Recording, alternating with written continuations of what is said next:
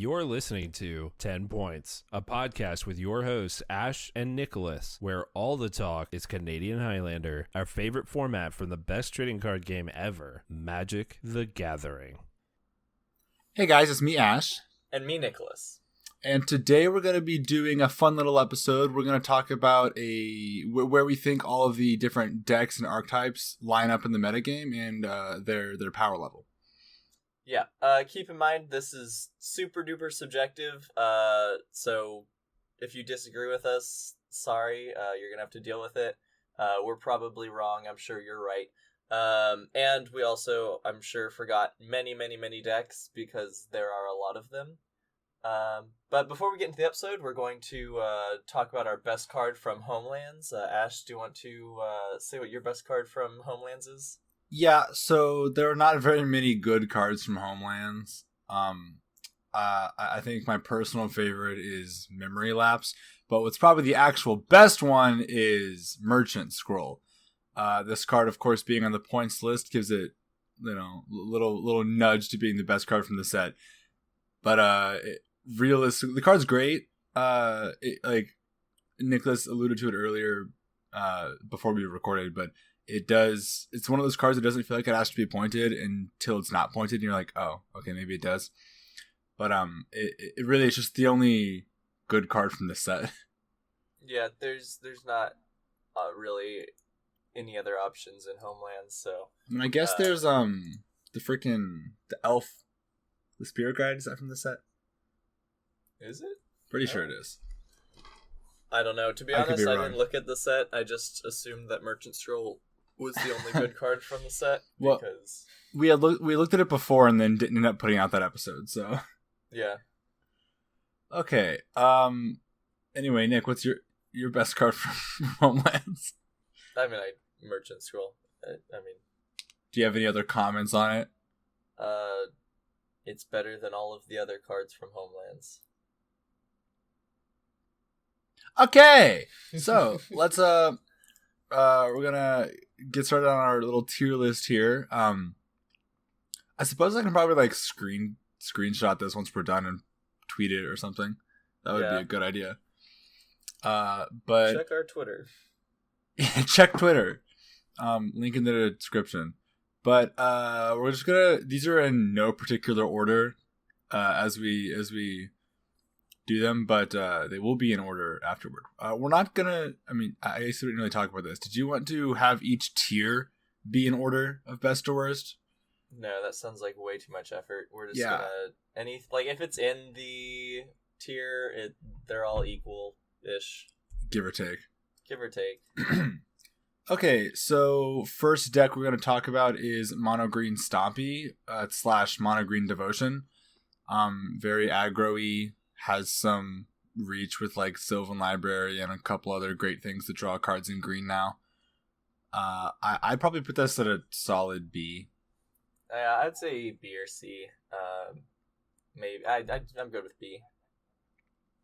I think that a lot of our perspective on these decks is also going to be our experience with them in our metagame, which our metagame has not shifted all that much in the last couple years. It's been pretty consistent, so I think that if you live in a different metagame, this list will look different for you.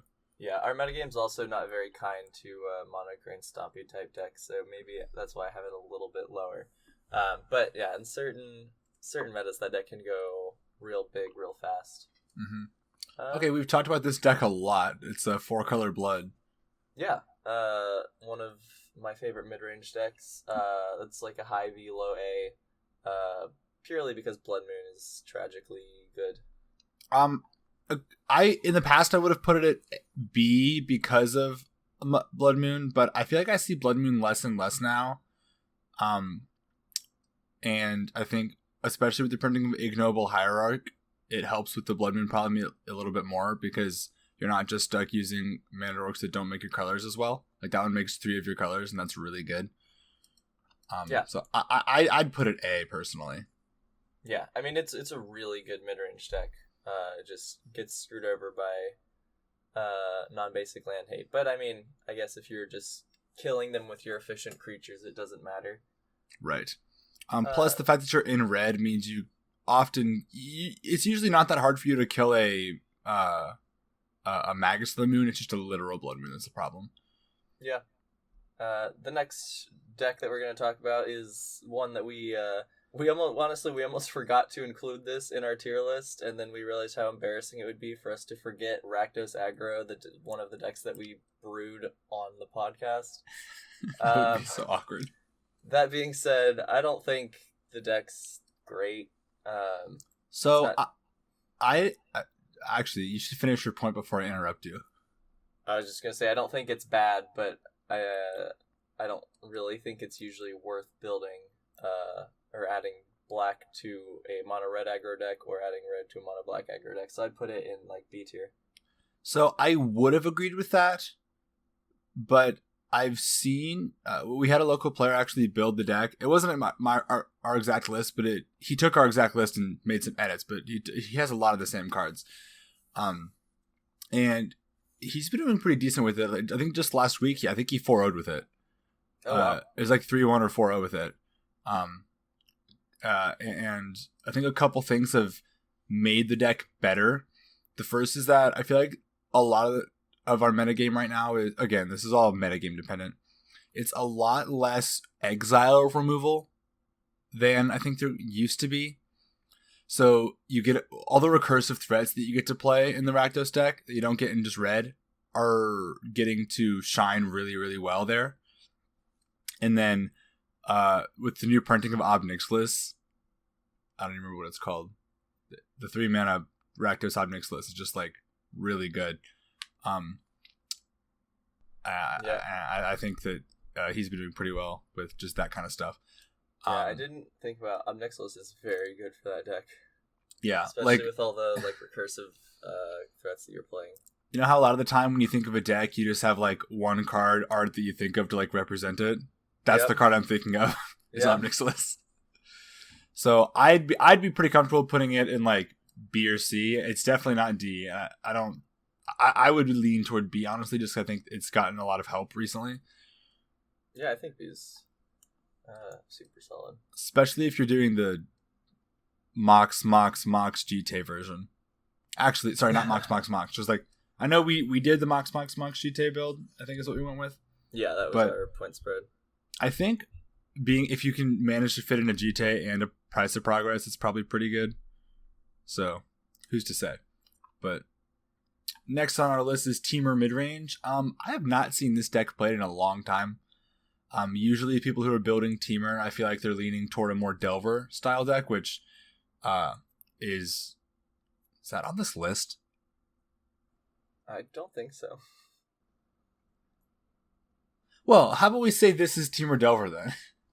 Well, see, I don't want to say that purely because, alright, so back long ago in a galaxy far, far away, back before we like actually had a big Canadian Highlander scene in the Cincinnati community, it was just a few of us that played, and Chad, before he started playing his coined red-green bond deck, he was on a Teamer midrange deck, and that deck also killed people with startling efficiency.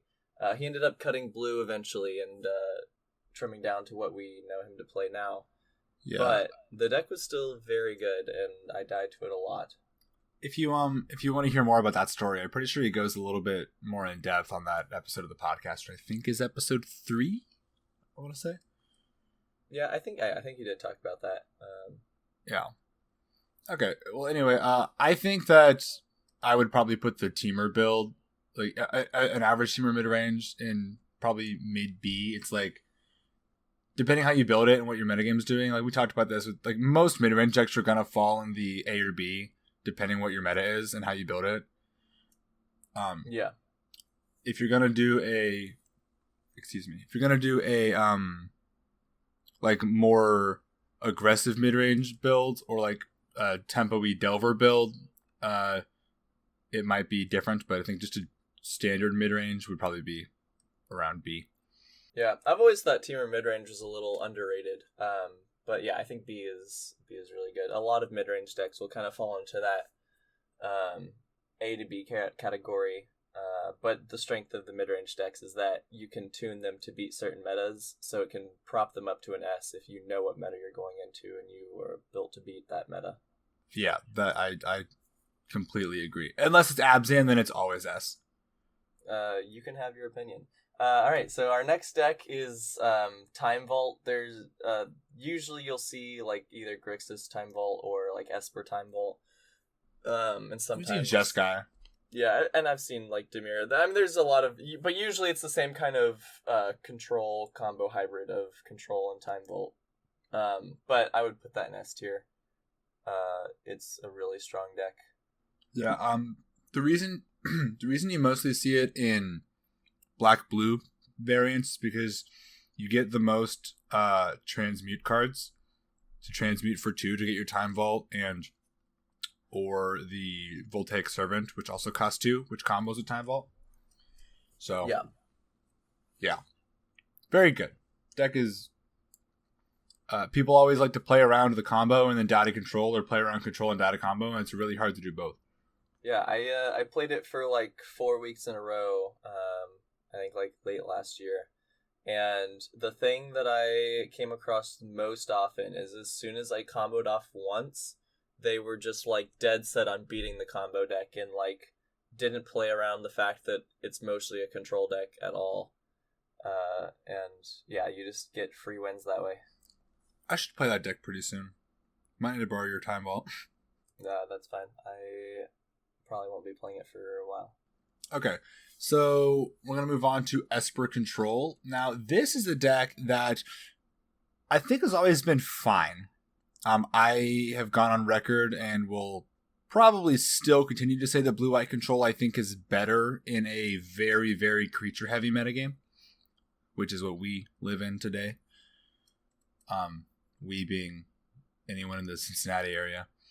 Yeah. But there have been some additions that have come out in the last little bit that have made it, have improved the deck. Then probably the biggest one is Void Rend from New Capenna. Obviously the Triumph from New Capenna also helps.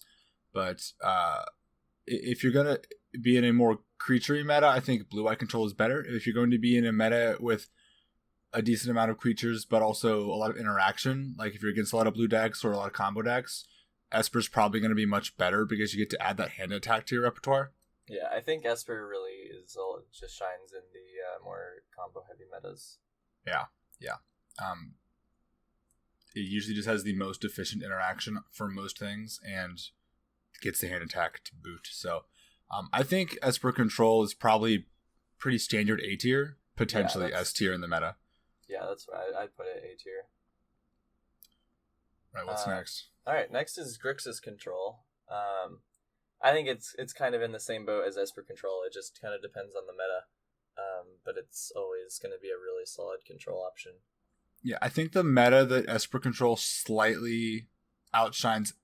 Sorry, the Grixis outshines Esper in is one where you are playing the control game and there's going to be enough creatures in the meta that you need to play removal, but you also want to be able to turn the corner and kill really fast. Like if there are other control decks, Grixis all often can just kill faster than they can. Yeah, we talked about this in our mid-range episode, where Grixis Control is the most mid-rangey of control decks, but it's also the least mid-rangey of mid-range decks. Yeah, it toes that line really perfectly. Yeah, but I'd be comfortable putting that in A tier as well. I would too. Devin's going to be so happy. Yeah, Devin loves Grixis Control. All right, I'll let you talk about the next one because so then you can refute me. Near and dear to your heart. All right, so the next one is Abzan Midrange, my favorite midrange deck. I joked about it always being S tier earlier, but realistically, I do think it pretty often will fall into high B, low A, depending on your build. I personally prefer kind of bigger builds, a lot of 4 or 5 drops. Some people prefer lower to the ground builds where you get to play Dark Confidant. But I'd say that I'd probably put it high B, low A on just the, like, in a general vacuum. Yeah, I mean, I'd say it's a solid A. It's gotten a lot of support recently. Dam is, like, insane in that deck. Very. And Solitude is an unfortunate card that kills me too much. That honestly, Solitude is a card that I hate that it exists because I have to play it. Yeah, I mean, really, any of the creatures in that cycle are kind of in that same boat where it's like, man, why did they... Like, how many times does Wizards need to print broken spells that you can cast for free until they realize that they should stop doing that? Liberate Gataxian Probe. Gataxian Probe is, like, the most reasonable of those spells, and it is still just, like, insane. Obviously, Foil being the most powerful of the free-to-cast spells. Talk about the next deck. Alright, now that we have talked about Abzan midrange, we're going to move on to Jund midrange, which I think falls into a very similar power range of Abzan, where I think it's just a solid A. You get Fury instead of Solitude, which is also very good. Much better at murdering. Yeah, you also but get... it kills Planeswalkers too. Yes, it does. It also can, like, spread the damage, so... It's got a little bit more blowout potential, but, like, I'd say, like, a higher ceiling, but also a lower floor. Dude, one time, I had a Spellseeker in play for a couple turns, and I played a Teferi, Time Raveler, and bounced something. And then I Snapcaster Mage something else. Mm-hmm. This was against Chad. I Snapcaster Mage counterspelled his first card. And then which was the bait apparently, and it was good bait. Because then he just cast Fury, killed my Snapcaster, Spellseeker, and Teferi. Yeah, the blowout potential on Fury is just amazing. He didn't even evoke it, he just cast it. Yeah, which I think is bad. I think... Yeah, I think that's where those cards really shine, is that they're just really good creatures. Yeah. Okay. All right. Next we have Blue-White Control. I've talked about this deck ad nauseum, it seems like. I in a creature-y metagame, and with some mid-range in there, it's pretty good against mid-range most times. I'm pretty happy putting this in S tier. Some people may disagree, but I do think it has all the tools it needs to be a top deck. Yeah, I don't play a whole lot of Blue-White Control. It's just not really my play style. I play a lot of Control, but usually it'll be one of the 3 colorless. But I have lost to Blue-White Control enough that I would say it's good to go in S tier. I mean, if we're just going to say everything you've lost to a lot goes in S tier, the S tier stops meaning anything, but I appreciate the sentiment. Well, I mean, I'm just such a good player that if something beats me, it's got to be the deck and not the player, so that's the only explanation, is that it's an S tier deck. I'm kidding. Right. That was sarcasm. Please don't, I swear I'm not that full of myself. You've got a lot of experience on this next one. Yeah, this is a deck that I really play a lot. Underworld Breach is kind of cracked. Breach Storm is the next deck on our list, and I'd say that is a super solid S tier as well. It's just so good. Yeah, I'm pretty sure Underworld Breach being printed shot like the top Storm deck from B+ to S. Yeah, I mean, and it just kind of like the pre-existing Storm deck just isn't really a thing anymore because there's no reason to play it. Well, I just mean like, what if anyone was like, I want to play the best Storm deck? It went from the best Storm deck being tier B+ to being tier S. Yeah, I mean, Storm wasn't that bad before, but it like B+ is not that bad. Yeah, no, you're right. That's pretty solid. Okay. This next deck is your bread and butter. We really have been alternating like who's been playing these decks. That was not planned. This next deck is Eggs. It is a deck that a lot of people are really surprised to hear is a thing in Highlander, but it works really well. It used to be better, and then Modern Horizons was printed, and 2 things happened. The deck got Urza, which was great, and every other deck got Collector Oof, which is not great. Collector Oof's real unfortunate.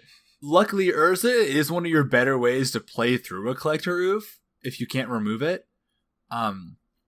So there's that, I guess. a card has been printed since then that is actually really good in the deck that can remove Collector Oof, and that card is Portable Hole. I'll be honest, I have not played Eggs since Portable Hole was printed, but I imagine it would be quite the way to remove. It's an artifact tutorable way to get rid of the Collector Oof, which is difficult to do most of the time. But I would probably put this deck around probably B tier. If Collector Oof and Graveyard Hate specifically weren't so common, it would probably be higher, but I think those things are just things that everyone's playing now, and those things are both pretty bad struggles for the deck. Yeah, I would also say Eggs is one of those decks that, depending on how good of a pilot you are, it can be anywhere from F tier to S tier. Like, That's if true. you are a really, really good Eggs pilot, then the deck can get really, really good. The thing about the deck is there's so many, like, 6-card combos in the deck that you just, like, if you can find them all, it's really good, but they're just, like, really obscure interactions where it's like, oh, if I have these 6 cards, I somehow go infinite. I didn't even realize that until just now when I got them.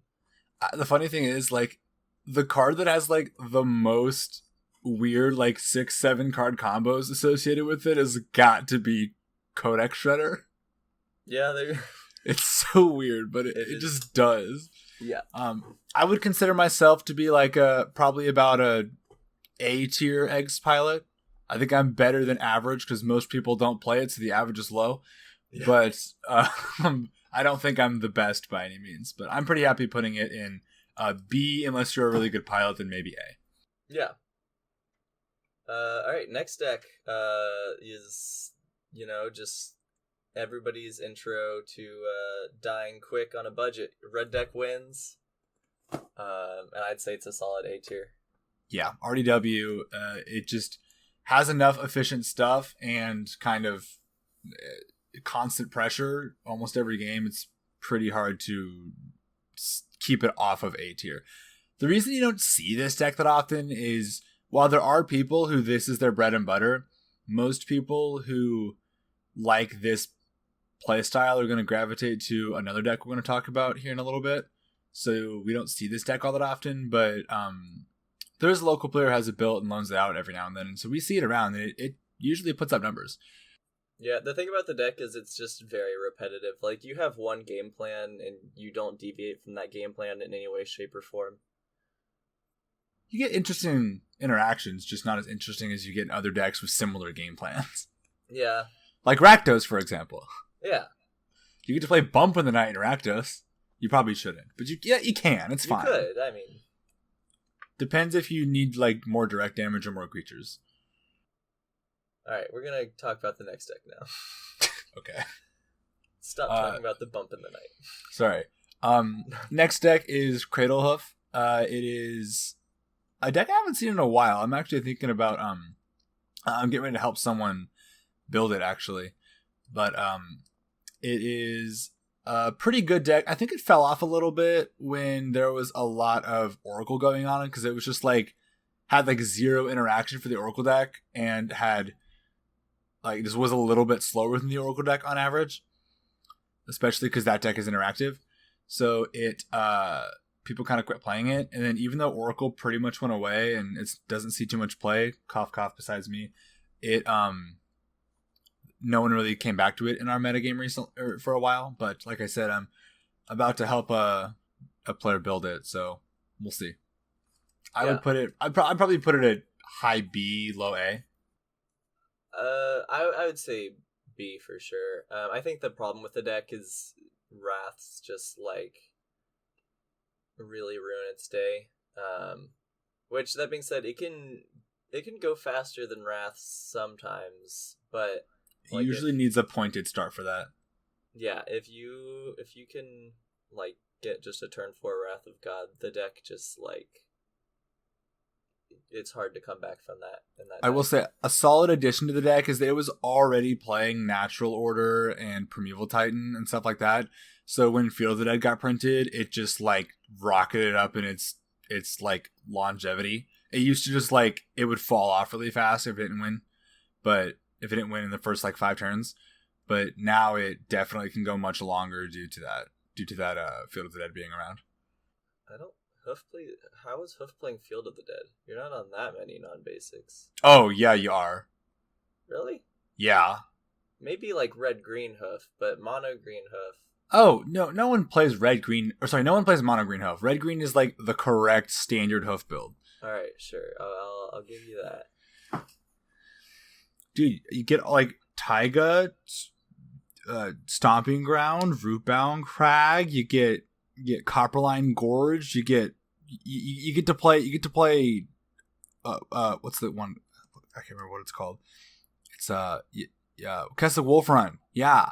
And just go burr. Alright, while Ash is constructing a mana base for a Cradle Hoof deck, I'm going to talk about the next deck, which is Paradox Academy. It's very similar to Cradle Hoof, but instead of creatures and Gaia's Cradle, it's artifacts in Tolarian Academy. It's also better. Yeah, I would say this, I would put Cradle Hoof as a low B, high C. This would be a high B, low A. But I'd be really comfortable putting it in A. I'd put it in A. Even though we recently talked about Collector Oof being an issue for artifact decks, this deck just has way more ways to deal with Collector Oof than Eggs does. And don't get me wrong, like this deck hates seeing Collector Oof. But actually, we have video evidence of Collector Oof being beaten by this deck. Yeah, it just is also way faster than. I think this deck's faster than Eggs. Like, I think the nut draws Eggs might be faster because you play Lotus and Eggs. You can anyway. But like the average draw, this deck I think is faster than Eggs. Yeah, I think this deck might be faster than Eggs, but Eggs is a little more resilient. Yeah, I would agree. So it's kind of like in Academy, like if you kill their like Paradox Engine, when that's their whole game plan, it's a little annoying. But in Eggs, all of their artifacts are bad, so they don't really care if you kill one of them. Yeah, and most of them are so bad. Most of them are so bad that the only way they do anything is when they die. Yeah. Icar Wellspring, let's go. Yeah, Paradox Academy is really good. It's really fast. Yeah. Okay. Next deck is Kiki Pod. Nicholas, I believe, has some experience on this one too. Yeah. I obviously love the deck. I talk about it a lot. I would say it's a high A, low S. It's not D? Put it in D tier, which is questionable. No, I agree that it is S tier. We've talked about this deck a lot as well, but the fact that you can go from like you can force them to respect your combo game plan, and then when they do, you just attack them and then they die. Yeah, I played. This is a little bit of a spoiler. Well, I don't know which one's coming out first, but who knows? This is what I played or will play in our next or previous 4-man tournament. The third one. Yeah. Wait. Yeah. The third one that will have come out at some point. And then I also played this recently, and I'm pretty sure I only comboed off in like 1 or 2 games out of all of the 7 games that I've played, or 7 matches that I played. That sounds which sounds about standard. Was due to me just drawing the mid-range part of the deck. Like usually you'll combo more than that, but it was something. All right, enough about that though. Okay, speaking of decks that you make them respect your combo game plan, but then you just attack them with creatures, it's Pattern Rector. Usually Abzan, rarely splashing anything else. I think this deck used to be better. Again, we got a lot more Graveyard and Tutor hate recently. Which and this deck is not as good at mid-ranging you out as Pot is. Yeah, Endurance and man, why can't I think of the busted 2 and a black Flash Boy that just ruins Opposition Agent? Yeah, Opposition Agent and Endurance both just like really screw this deck over. Yeah, and don't get me wrong, you're an Abzan, you have plenty of efficient removal, but it's like you really don't want to be packing that much removal. Yeah, you're not on like an absurd amount of removal. I would give it like I'd probably put it like mid B. Yeah. We're gonna have to put something in C tier here. I have. Well, I see a few decks on this list that you decided to include that'll be going in D tier, but we can probably find something. I think this one's probably C tier right now. Yeah, that'll probably go C tier, but we'll talk about that in a little bit. Yeah, first we have Jund lands, which I know I've talked about being my favorite way to build Jund. I don't know if it's the best way to build Jund. Yeah, it's it's similar to Jund midrange, but it just does lands things as well. Yeah, I should clarify. This isn't like the Jund deck with like a Corso of Krufix and a Tireless Tracker and a Ren and 6. This is like the Jund deck with like you play Oracle of Moldiah and Life in the Loam. If you go further, if you're playing Jund midrange without those 3 cards, you're just playing it wrong. Right, I know. I'm saying anyway. Yeah, I'm saying, and this isn't like a combo. Sorry, this isn't like a lands package. It's like pretty heavy on lands. Yeah, like it's still mid range, but it's not like a 5-card package. It's like a 10, 15 card package. It's not like a combo lands deck, but it's a lands deck in the Jund colors. Yeah, I'd put it probably BA. Yeah, I'd say B. But I have not played that deck in a long time, so I haven't played lands in a long time. I need to build a lands deck soon. Do that when I'm not playing blue-white. Blue-white's not good against lands.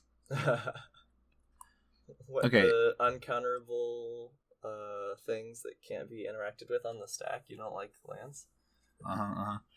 Okay, this next deck is... Wait, I've just talked about like 3 in a row. You talk about this one, and then throw to me. I feel like you didn't just talk about 3 in a row, okay, whatever. Jeskai midrange. I think it fits in the same... Well, I would give that a B tier. I know a lot of the other midrange decks have been in A tier, but I think Jeskai midrange is a little bit lower on the list of midrange decks. Yeah, I used to think that, but then I played it... Well, it's not really recent anymore. It feels recent, but I played a certain build, and maybe it's the fact that there was a recall in this deck and several ways to copy and recast that recall, but it felt A tier. I don't think it actually was. I think it's probably a high B, but I think depending on your build, like I was going, I guess mine was maybe more tempo now that I think about it. Like I was definitely trying to like bolt into death. But the inclusion of Galvanic Iteration, or the printing of Galvanic Iteration, and letting me get to play that to like double cast your Recall or your Lightning Helix, very good feel. Yeah. So yeah, I'm pretty happy putting that B though, like because most people aren't going to get to play it with a Recall. You can Treasure Cruise though. Copy up a Treasure Cruise. Good stuff. Yeah, that's really good. Or Dig Through Time. All right, next deck. Yeah, that one too. This one, I want to clarify. This is the black and white version. Yeah, I don't think it matters that much, really. No. Well, let's just do them both at the same time. Oh, you have them both in here. Yeah, let's still. This is Death and Taxes. Yeah. I guess we should just say what the deck is. Yeah, Death and Taxes does everything that you want a deck to do. It kills your opponent really efficiently. It disrupts your opponent really efficiently. It plays fun creatures. I think it's at least A tier, maybe even S.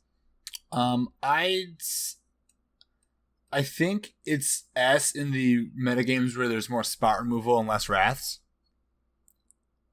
Because you can often interrupt if you, depending on what ability you can sometimes interrupt their spot removal from being that great. But not nearly as much as like pod decks and stuff. But I'd probably be happy putting them both in A. Yeah. It's really good. This is really good into combo metagames because they usually don't have very much removal and they usually lose to almost every card you play. I'm sorry, what did you say?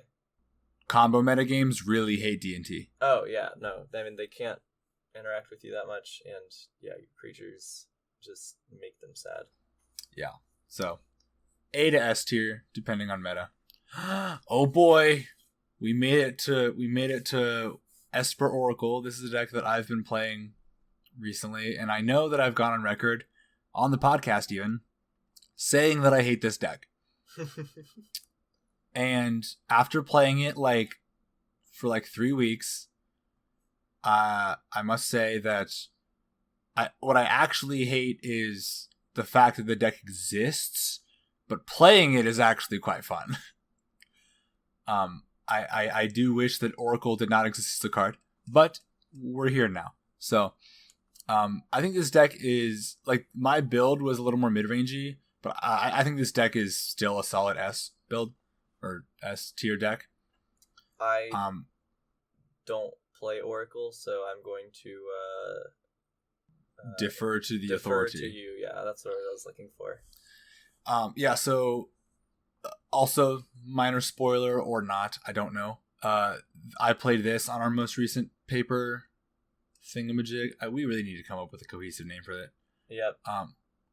But I will not say how it went on there, but I will talk about at the end of this episode how I did recently with it. But this deck is S tier. Yeah. For sure. Yeah. Yeah. Next deck on the list is Sorensen Tempo, which is a blue-green tempo deck. And I've played a lot of this deck, and it feels really good every time. I don't know if I'd quite give it S tier, but I'd be comfortable putting it in A tier. I'd probably be more comfortable in B, honestly. I've been pretty unimpressed with the deck for the last several months. I think you've played it, I've played it, and Ty has played it. And I've just never... It always seems to just not quite have it. All to I'm me. saying... Alright, so the reason that me, Ash, and Ty all played is because we decided to all build the deck with different point spread. Ash was on Recall, I was on Time Walk, and Ty was on a wider variety of points. Small blue points. All I'm saying is me and Ty both did really well. So really, Recall is just bad. That's the only conclusion that can be... Oh, you're right. I mean, Recall to 1, that's my new campaign. Yeah. Yes. I'm in. Yeah, I guess I'll put it at the bottom of A, but know that Ash wants it to be in B. I mean, I'm fine with putting it in B, but just from when I've played it, it's felt pretty solid. No. We're gonna put it in A. All right. Well, you can talk about this next deck because I know how much you think it's bad. Well, okay. I agree, I also agree that it's bad, but okay. So the next deck is High Tide. It is. If you don't know this one is a little more obscure as of late. It is a blue combo deck. It's very, very, very blue. Sometimes, almost always the black splash. Sometimes the small red splash as well, but that's not very common. It is built around the card called High Tide, which basically makes all your islands tap for additional mana this turn. It's like a mono blue splashing some colors storm deck. And it can play control up until you can actually have enough lands to combo off, because you need a lot of lands. But deck's very fun. I've played it. I'd say a lot of my early Highlander career, I had a lot of reps on this deck. Yeah, you played it a lot back when we first got into Highlander. Yeah, I quite liked it, but it's just it's not. It kind of has to be slow for it to work, and you can't play enough interaction to get to the late game you need to get to for it to work, because then you dilute your deck of combo stuff too much. So really the deck is just not great anymore, and they're just better storm decks. So I think this perfectly fits into the C category that we were that was missing some decks. I do want to say that there is a local player who has claimed he wanted to build this because he wanted a storm deck but couldn't do Breach Storm, and I'm like, all right, it's not great, but I of course would never tell you not to go for it. So Seth, it's in C, but I believe in you. Yeah, next deck is Blue Moon. We've talked about this on the podcast before, I think. Yeah, it's always good. It's one of those decks that's really good in certain metas, but it's not terrible and the metas that it's not really good in. Yeah, I'd say this deck, depending on, either the Platinum Imperium build or not, I think both probably fall into A. Yeah, I'd say like low A, high B. I was about to make a comment about how our distribution so far looks very much like slanted toward higher, like better decks. I'm like, oh wait, we only put like legit playable decks on this list. Yeah, for the most part, all of the decks on this list are like actual decks. There's aside from a bunch that I put on here. Yeah, Ash wanted to fit a few in here, and I very graciously let him. That's no lie. No. I actually argued with him a lot of. Not really. I told him that he should take them out of the list, and he was like, "No," and I can't really do anything about it because he's the one. He has it on his computer, so. talk about this. Yep. All right. Sultai lands. Hey, you remember Gen lands? This one's Sultai. It's worse. Yeah, I would say it's still B tier, but like, I don't think it is. Like, the things you get out of blue that you lose in red are just like commander cards. There's also like, yeah, no, you're right. All right, we'll give it high C-ish, above high tide. Yeah, it's better than high tide. Hey, look, our C slot is slowly filling up. Yay. Next we have Jeskai Control, which is like Jeskai Midrange, but different. I think this deck is fine. The biggest thing about it, similar to Jeskai and Grixis, similar to Grixis Control, is that you can kind of turn the corner and start killing them fairly quickly with it. Usually the Jeskai Control decks play more flash creatures than most other control decks.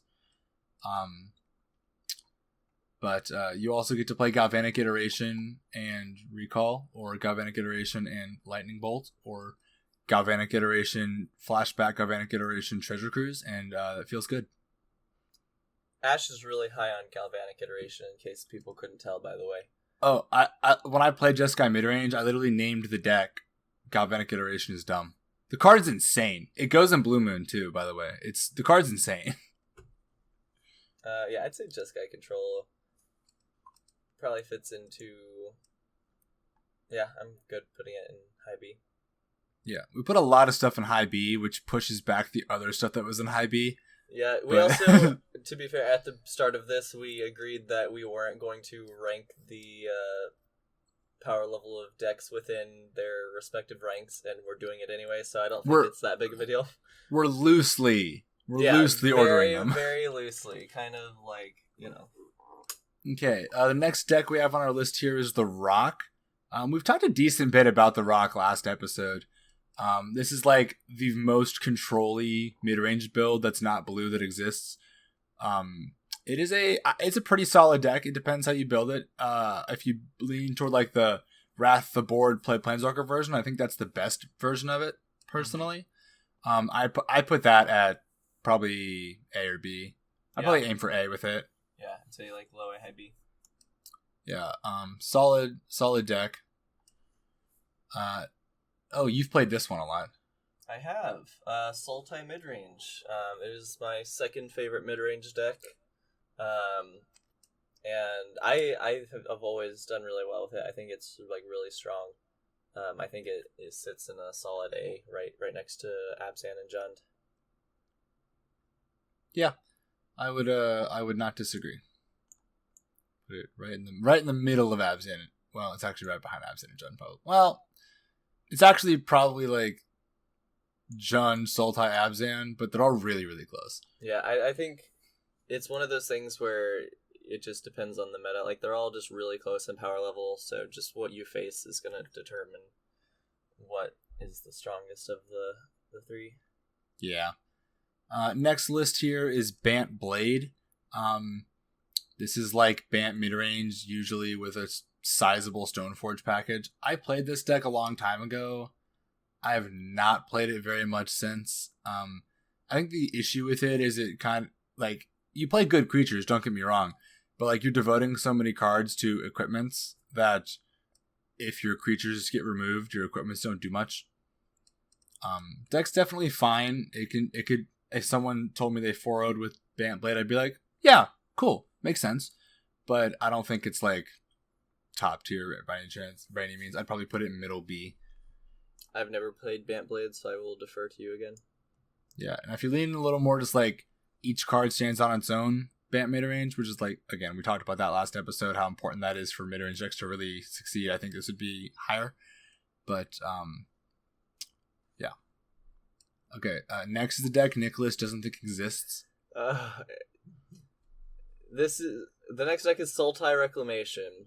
And me and Ash have argued about this so much because he's like, oh, dude, I'm on this Sultai Reclamation deck. And I'm like, is it a Sultai Reclamation deck or is it a Sultai deck that is playing Wilderness Reclamation? He's like, well, it's a Sultai deck playing Wilderness Reclamation. No. That doesn't make it a Sultai Reclamation deck. Yeah, okay, what makes it a Sultai Reclamation deck is the fact that you're also playing Prophet of Krufix and Seedborn Muse, and then you're using those, like, your game plan is getting one of those in play, so you're putting a bunch of like mana sinks and stuff in your deck that works really well off of tapping out on your turn and then also on their turn.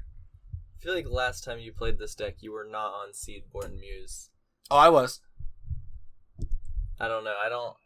I think that's a little fishy. But either way, instant speed Sultai stuff is fun. That's what I'm calling the deck, by the way. It's Sultai Rec. Okay, whatever. It's probably like, it's fun. It's probably like, you can just do more consistent stuff. It's probably low B, honestly. Yeah. Red White Prison. It's a good one. Yeah, I played this deck recently and got absolutely dumpstered. To be fair, I think my build was a little bad. The deck. Didn't you say you were like low on lands by like 4?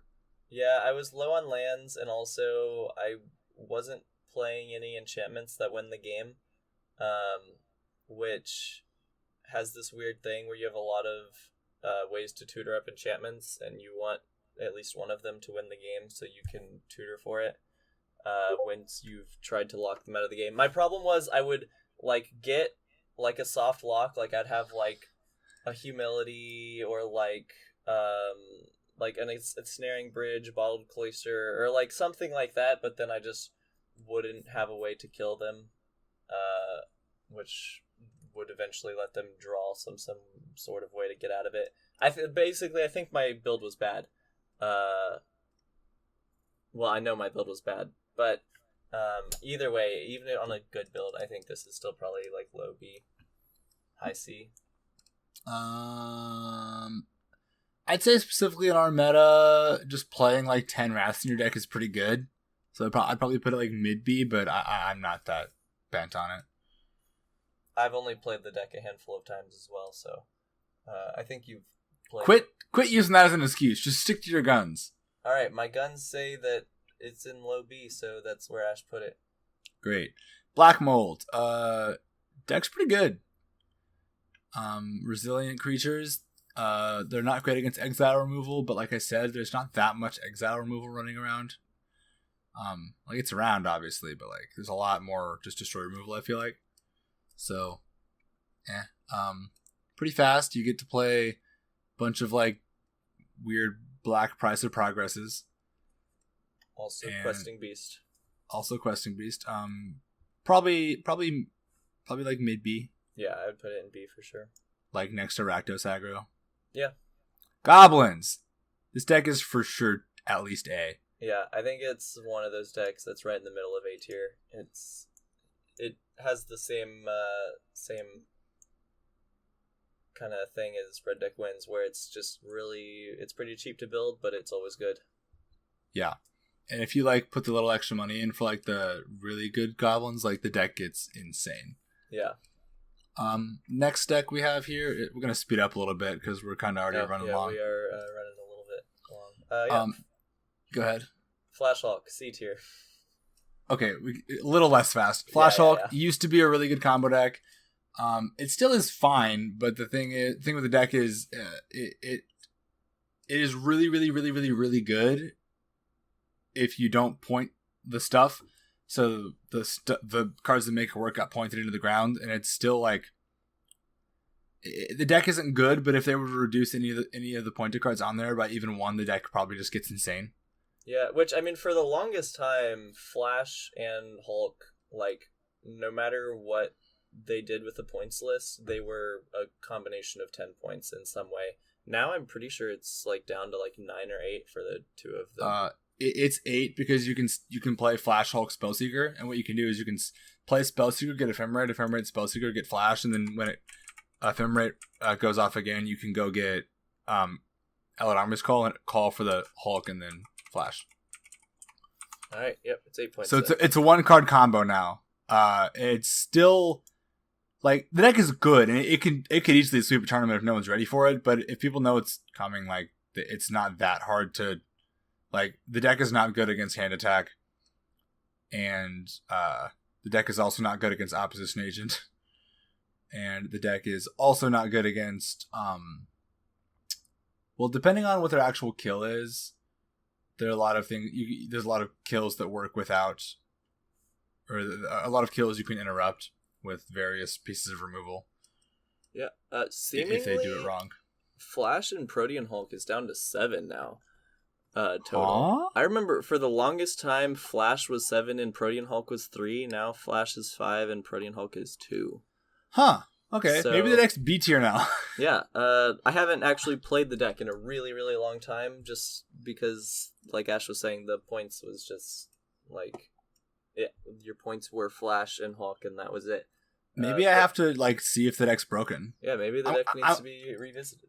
I'm gonna move it to B and then think about revisiting it soon. And yeah, but like I said, a lot of the power of the deck is when people don't know what to expect. So don't tell anyone I'm gonna build this. We're publishing this episode onto a bunch of places, but okay, I will not personally tell people. Right. But I'm gonna probably try and do it before this goes live. That's fair. All right, next deck is Red Green Ramp. It's like fine. It has a weird thing where it's too diluted. Like you just draw the wrong half of your deck every time. You either draw all ramp or all big things. I would probably put it in D tier. Okay. There's like no worse feeling than like your hand is like lands, ramp, and one big threat, and you spend your first 3 turns getting enough mana to cast that threat, and then they just counterspell it, and you're like, oh, well, now I have nothing. What do you think about Doomsday? I'd give it. I feel like why play Doomsday when we can just play Oracle? Yeah, I think it's like C tier, maybe low B. I'd probably say C. Yeah. It takes so much longer to set up. Similar to Eggs, though, if you're a really, really, really good Doomsday player, you might be able to bring it up to like a high B or an A. Yeah, it's definitely not as difficult as Eggs, but there are a lot of it's a different kind of difficult, I think. Yeah. All right, yeah, on to Esper midrange. I think this deck is a solid, probably a solid high B. Okay, I say solid and then I'm iffy. Like it got a lot of help again with like Void Rend and just like other stuff in the past little while. I think that it's a solid A or B. I would definitely put it in B, but I think yeah, it's a solid B. Okay. Murktide Region is good. Yes. Bant ETB Toolbox. This is a deck I play a lot, and I think it's high B, low A. It's just I'd put it A. Yeah, the funny thing about Bant ETB is it started out as somewhat of a joke deck, in the like Victoria kind of community, and then it just like turned into like a real deck. Like honestly, this is another deck that in my opinion, excels in a creature metagame because like your deck is really, really good at tutoring out specific creatures and then blinking them. So like if you just put a Palace Jailer into play and flicker it once, you've pretty much won the game, and you flicker it twice, you won the next one. Yeah, it's also like really pretty grindy. So if you're in, it's really good against like the grindy creature decks for sure. Like I think I really like playing against mid-range decks. Yeah, it just grinds real good. It feels so good to play this deck when you know your opponent has 0 sweepers. Yeah. It's great. Okay. Greedy Jiki Abzan. This is a deck of my own creation. It's like Pattern Rector, but worse in every way. Except for the fact that you get to play Kiki Jiki and you get to have a pod line. You're not deck even... Are you on the Pattern Rector, like... No, you cut the Pattern Rector cards. No, you cut it all. Yeah. This is one of the decks I told Ash to take off the list because it's so bad. But it's so fun when it works. Okay, here's the thing. So it's an Abzan creature toolbox deck, which I think is very reasonable and good, and I have played it before. And then Ash just like butchers it and adds like 10 cards just so that this one combo works. The pod chain to pod into listen, so Kiki Jiki works. You cut the pattern. You cut the Pattern of Rebirth and the Academy Rector and the Hulk because you don't need those anymore because they're bad. And then you replace them with Kiki Jiki and other combo stuff. But then you also gotta keep your other combos so you can combo. But you gotta cut some of the good mid range creatures to put in more of the pod line stuff, and that way you can combo. But you're also extremely, extremely fragile to anything that interrupts the combo. You also just like draw Kiki Jiki and cry because you cannot cast it. You discard it to Grief or Survival of the Fittest. Are you targeting yourself with Grief? Yes. Alright, so Ash has put this in C tier. I'm not going to argue with him too much because we've spent way too much on this already, but don't play this deck, please. It's so fun. Okay, next is Tin Fins. This is like... when you see this deck work, you're like, oh, I get it. Highlander. It is kind of like the Highlander version of Griselbrand, and it's also just a Highlander version of Tin Fins. Yeah. It's like a weirdo combo reanimator deck. It is... I think it got worse again with the pushing of more just incidental graveyard hate and stuff, but the deck can work really, really fast. You can get under that kind of stuff often. I'd probably put it in B. Yeah, I'd say B or C. I gotta get around to playing this deck again soon. That's a good one. Alright, okay. The next deck is Mono Black Aggro. Also known as Suicide Black. Yeah. I have never thought this deck was good. Every time I've ever seen it, it has felt very lackluster, but I know some people really enjoy the deck at the very least. Yeah, I've played a little bit of it, and honestly, what I played felt really good. Just being able to play fair Dark Ritual is great. But it's I'd probably put it like low B. Yeah, I would say maybe C, but low B is fine. Because I've never actually built it, I've just played against it. Gotcha. Next is Mardu Prison. It's like worse than Red-White Prison. But I play it because you get to play Knight of Souls Betrayal plus Humility. Yeah, Mardu Prison is like one of those things where it's just... It's a little bit of a win more, but you get more like actual locks unless they deal with your stuff. But sometimes they're unnecessary, but I'd say like... Yeah. It also does make your combo kill with Helm of Obedience a little easier because you can play both Rest in Peace and Leyline of the Void if you need to. That's or if you just want to play Leyline, you can. But I'd put it in C. Yeah. Okay. These next two kind of go together.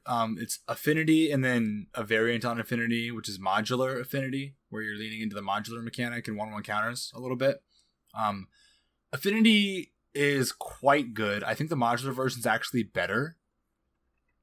Or it might have just been that I built it multiple years later and had a bunch of better cards outside of just the modular stuff. But I'd be very happy putting both of these in A tier. They're a very, very hyper aggro deck that can kind of feel like a combo sometimes. Yeah, I don't think there's a huge difference between the two decks, but they are both, I'd put them solid A. Okay. Next combo lands. This is like you're trying to like set up a combo with like Seismic Assault and a bunch of cards in your hand, or the Swans. This is kind of a meme deck, honestly.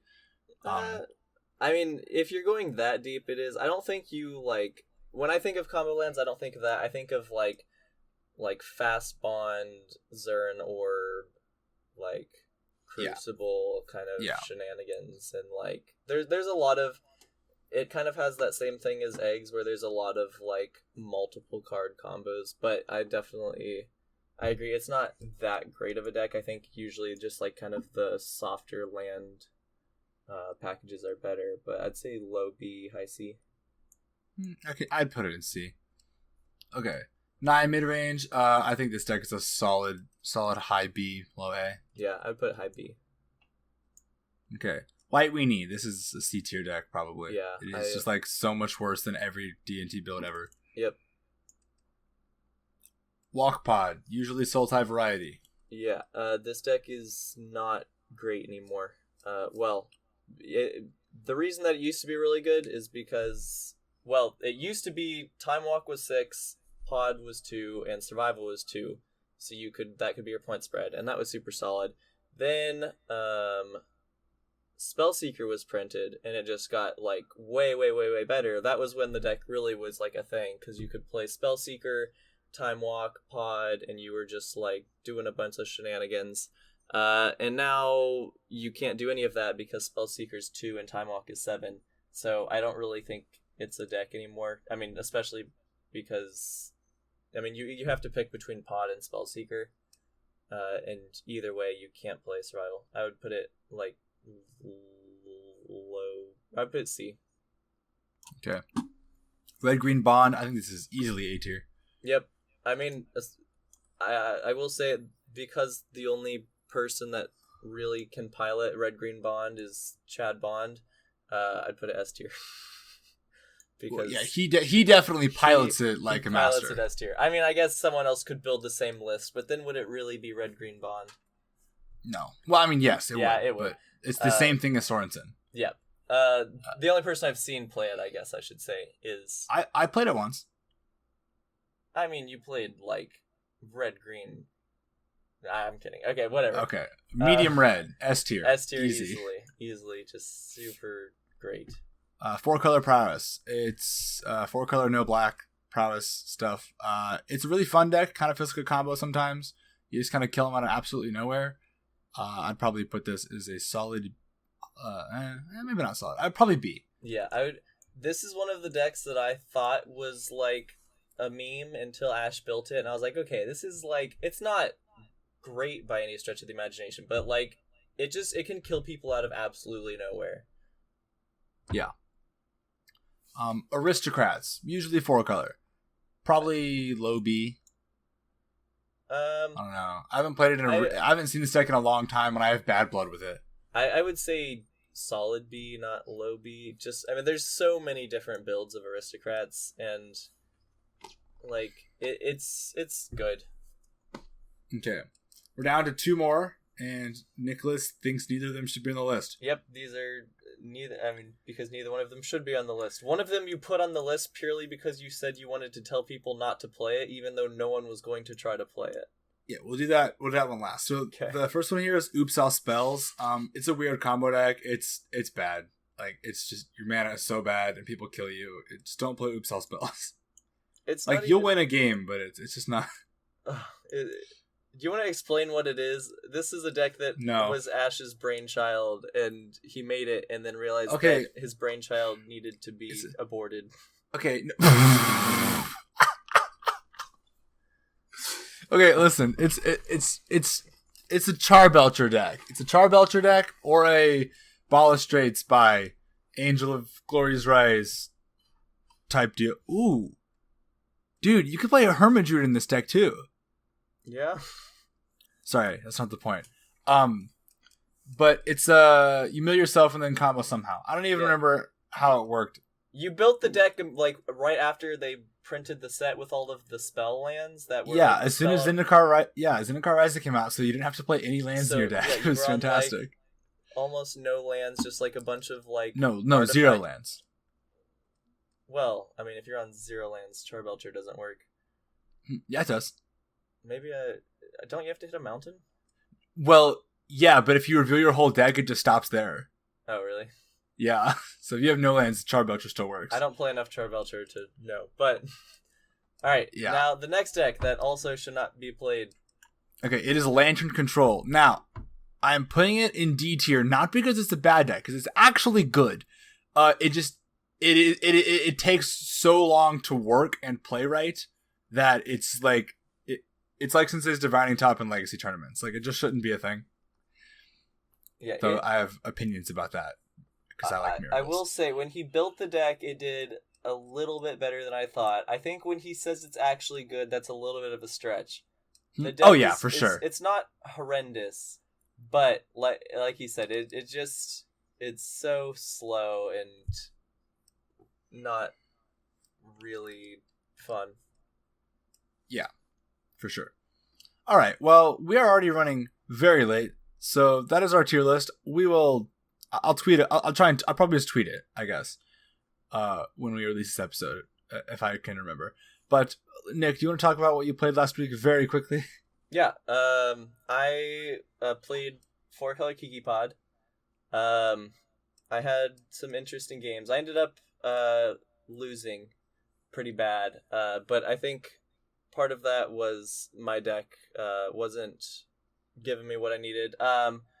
In my first match, I was against Grant on Affinity, and the deck was really sweet. That was his first time playing Affinity, but I had to mull to 5 both games, and both of the 5s were super mediocre.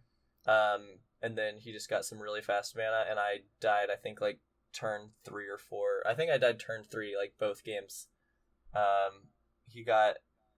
One of the games, he had turn 1 Tolarian Academy, Mox Opal, the 0-mana artifact, Mishra's Bauble, and then was able to play a Signet off of that, and then use the Signet and the Mox Opal to play a creature, and then I died turn 3. But yeah, whatever. I died really quick. It was, and then the other game he had a turn 1 Soul Ring, which is also just really good in that deck, obviously. But so I died real quick there. The next game I was against. What was I against? Oh, I think it was. It was like Grixis control. Oh, it wasn't Blue White? Oh, that was round 3. No, that was round 3. And those were really close games, but I got it 2-0. And then round 3, I was against someone was borrowing Ash's Blue White control deck. Which props to this player. He said he had never played that was his second time playing Canadian Highlander, and he had never played that Blue White control deck, but he played it really well. He's a very good player. Yeah. So game 1, it was pretty back and forth, but he was able to get there. And then game 2, we sat in this endless. So we ended the game. We drew. Because I had him at -3, but he had a Humility, a Will Kenrith, and a Gideon of the Trials, and I had an Oko, several man lands, and some creatures. Was he chatting your lands? Yeah, so it was first of all, it was like the most headache of a layers experience ever. It's like, all right, so Humility, I think, is a 1/1. Nope. Oko, now it's a 3/3. Nope. Will Kenrith, now it's a 0/3. Nope. Back in my turn, now it's a 3/3 again. It was like, it was insane. But I was really close. At the end of the game, I had his Gideon at 1, but we went to turns, and on turn 5, his Gideon was at 1. He was at -3 life, and we ended up drawing that game, and so he got the match. But they were still really fun games. All right, what did you play, Ash? I played Esper Oracle. It went really well. The deck was really good to me. I got I'm not gonna remember who I played against. Round 1. I think round 1 I played against. It was round 2. I played against 9 mid range. Played against Matt on 9 mid range. And we'd been playing a little bit before, and he was kind of smacking me, and then I played him in the round and just kind of like 2-0'd him. I think that was round 3 actually. Now that I think about it, because I lost round 1 and then 3 of the next ones. Yeah, because I don't remember what I lost. I lost to someone round 1. Maybe that was Matt. I don't know. Round 2, I went up against Seth, and game 1 takes about 15 minutes. I ended up getting there, and game 2, I went on turn 3 in 90 seconds. I just go land, go, and I have Oracle in hand. He goes land, duress, and I mental misstep it, and then I go land, go, and on his turn, I limb duels vault for the second piece, and then kill him on turn 3. It's great. And then match 3, I go up against. I cannot remember who I went up against. Whoever I went up against, I ended up winning. Actually, I think match 3 was against Matt because I ended up playing against him, and I ended up delving a bunch of stuff, just getting a bunch of big threats out, and it was great. And did some smackage, and then game 2 of that match, I killed him with. Sorry, game 3 of that match, I was like gonna lose, but then I managed ninjutsu in a fallen shinobi and hit 2 great things, and then I ended up hitting him 3 more times with fallen shinobi and just like overwhelmed him with his own deck. Yeah, that'll do it. Yeah, it was awesome. It was great. Okay, I know I didn't remember very many details about that, but point is, as for Oracle, real good. Yeah. Okay. Yeah. Thanks for watching, everybody. Keep in mind, I'm sure we missed a lot of decks, and this was a subjective list, but I hope you all enjoyed our attempt to make some sort of tier list. Our mad ramblings. Yes, the ramblings of madmen. Okay, we will see you guys next time. Thanks for watching or listening. Both. Goodbye. Yep, bye. Thanks for listening to this episode of the 10 Points Podcast, and don't forget to count your points.